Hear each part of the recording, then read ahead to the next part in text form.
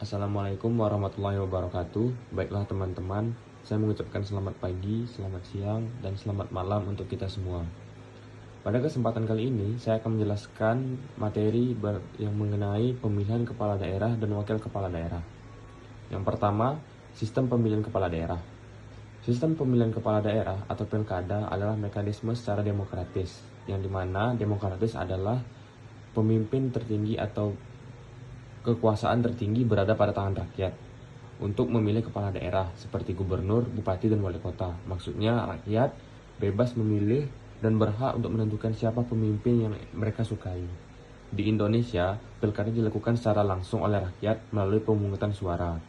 Prosesnya melibatkan pendaftaran calon pemimpin, kampanye, pemungutan suara, hingga pengumuman hasil akhir. Masyarakat berhak memilih langsung calon yang mereka sukai untuk jabatannya masing-masing, tanpa perantara lembaga pemilihan. Sistem ini bertujuan untuk mewujudkan pemerintahan yang representatif, transparan, dan akuntabel, mencerminkan aspirasi masyarakat dan partisipasi masyarakat untuk pemilihan kepala daerah. Baiklah, selanjutnya tentang ketentuan umum pilkada.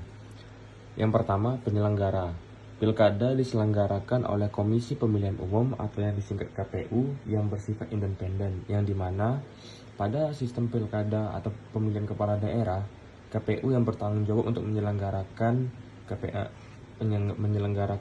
pemilihan tersebut, yang dimulai dari penyediaan tempat pemilihan, pencoblosan, hingga pengumuman hasil akhir. Yang kedua, peserta. Calon kepala daerah dapat berasal dari partai politik atau jalur independen atau perseorangan dengan syarat tertentu. Yang ketiga, hak pemilih. Sebagai warga negara Indonesia yang sudah legal atau berusia minimal 17 tahun, yang sudah memiliki KTP atau sudah menikah, berhak memilih calon pemimpin daerahnya masing-masing. Yang keempat, pelaksanaan. Dilakukan secara langsung, umum, bebas, rahasia, jujur, dan adil atau luber-jurdil. Yang kelima, tahapannya meliputi pencalonan, kampanye, pemungutan suara, perhitungan suara, hingga penetapan pemenang. Yang keenam, masa jabatan kepala daerah yang dipilih oleh rakyat selama 5 tahun dan dapat mencalonkan kembali untuk periode 1 kali periode berikutnya. Yang ketujuh, sengketa hasil. Perselisihan hasil pilkada diselesaikan melalui Mahkamah Konstitusi atau MK yang mengurusi hal tentang pemilihan umum dan partai politik. Ketentuan ini bertujuan untuk menjamin proses pilkada yang demokratis dan berintegritas. Yang ketiga, calon perorangan atau independen pilkada. Calon perorangan atau independen dalam pilkada adalah individu atau orang yang maju tanpa dukungan partai politik sama sekali. Mereka harus memenuhi syarat dukungan minimal berupa fotokopi KTP dan surat pernyataan dari 6,5% atau 10% pemilih, sesuai jumlah penduduk daerah. Dukungan ini diverifikasi oleh KPU atau Komisi Pemilihan Umum yang memiliki keunggulan, bebas dari kepentingan partai, dan fleksibel dalam visi misi. Serta ada tantangan yang sulit untuk memenuhi syarat dukungan karena keterbatasan sumber daya. Sistem kepartaian pilkada, pencalonan partai politik atau gabungan partai politik dapat mengusulkan calon kepala daerah dengan memenuhi syarat minimal perolehan kursi atau suara hasil pemilu sebanyak 20% kursi DPRD atau 25% suara sah. Yang kedua, calon independen juga dapat maju dengan dukungan minimal jumlah tanda tangan pemilih yang diverifikasi. Kampanye partai politik bertanggung jawab membantu calon dalam kampanye untuk menarik dukungan masyarakat. Koalisi partai adalah partai politik yang sering berkoalisi untuk mencapai syarat pencalonan atau memperkuat basis dukungan. Pengawasan dan akuntabilitas partai pengusung wajib memastikan calon yang diusung mendapat menjalankan pemerintahan sesuai visi misi yang dijanjikan.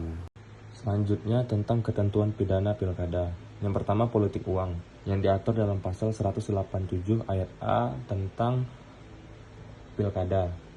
Yang pertama, memberi atau menjanjikan uang atau barang yang untuk mempengaruhi pemilih sehingga pemilih memilih kepada orang yang menjanjikan uang atau barang tersebut. Yang kedua, dikenakan sanksi penjara 36 sampai 72 bulan atau denda 200 juta hingga 1 miliar. Yang kedua, pemalsuan dukungan yang diatur dalam pasal 185 ayat B tentang memalsukan dukungan terhadap calon perseorangan dengan mendapatkan sanksi 36-72 bulan atau denda 36 juta sampai 72 juta. Yang ketiga, kampanye di luar jadwal yang diatur pada pasal 187 ayat B. Melalui kampanye di luar jadwal yang telah ditetapkan, yang dimana paslon melakukan kampanye di luar jadwal atau di masa-masa tenang, diatur dalam pasal 187 ayat B dengan sanksi penjara 1-6 bulan atau denda 100.000 sampai 1 juta. Yang keempat, kekerasan atau intimidasi yang dilakukan oleh paslon yang diatur dalam pasal 187 ayat C, yang menggunakan kekerasan atau ancaman untuk mempengaruhi dalam pilkada. Sanksi penjara 36-72 bulan atau denda 200 juta hingga 1 miliar. Yang kelima, mengganggu proses pemilihan yang diatur dalam pasal 187 ayat B, yang menghalangi pemilihan atau penyelenggaraan menjalankan tugasnya, dengan sanksi penjara 1-2 bulan, maksud saya 1-2 tahun atau denda 12 juta sampai 24 juta. Bantuan ini bertujuan untuk memastikan pilkada berlangsung secara luber jurdil. Peraturan Pemerintah Nomor 6 Tahun 2005 tentang Pilkada. Peraturan Pemerintah Pengganti Undang-Undang atau Perpu Nomor 6 Tahun 2005 mengatur pelaksanaan pemilihan kepala daerah dan wakil kepala daerah di Indonesia. Beberapa poin utamanya, yang pertama, pilkada langsung. Pemilihan dilakukan langsung oleh rakyat sesuai dengan demokratis, atau negara kita ini adalah demokratis, yang dimana kekuasaan tertinggi berada pada tangan rakyat. Yang kedua, pencalonan. Calon dapat diusulkan oleh partai politik atau melalui jalur independen. Yang ketiga, penyelenggaraan dilaksanakan oleh KPU daerah dengan prinsip demokratis, transparan, dan akuntabel. Yang keempat, persyaratan calon meliputi kriteria usia, pendidikan, dan bebas dari catatan hukum tertentu. Dan yang terakhir adalah pengawasan, diawasi oleh lembaga terkait untuk memastikan kejujuran serta keadilan. Peraturan ini menjadi dasar hukum pilkada sebelum adanya perubahan lebih lanjut melalui undang-undang lain. Baiklah, sekian dari saya atas nama Said Faiz Hadi Sazani, jurusan Hukum Tata Negara Siasah kelas B angkatan 2023 via Justisia Ruat Kailum. Keadilan harus tetap ditegakkan meskipun langit akan runtuh. Wassalamualaikum warahmatullahi wabarakatuh.